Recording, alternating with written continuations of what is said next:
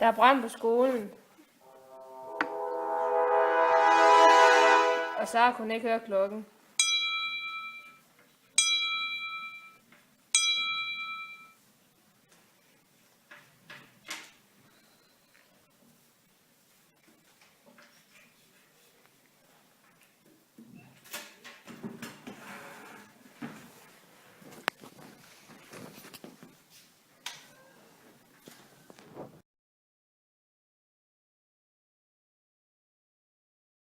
I tilfælde af brand skal du finde et exitskilt, og så skal du følge det, indtil du når ud i gården, og så finder din lærer.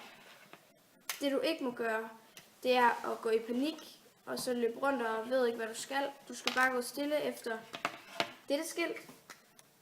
Og så, du må heller ikke, hvis du sidder alene, så er det bedst, hvis du kun har én af dem her i øret, så du sådan kan høre, hvis der er brand, eller slet ikke høre musik.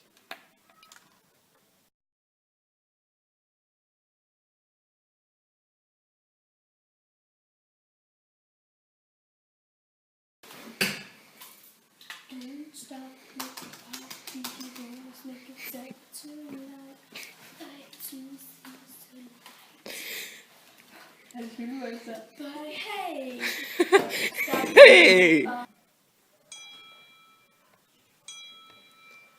Og det var meget dramatisk.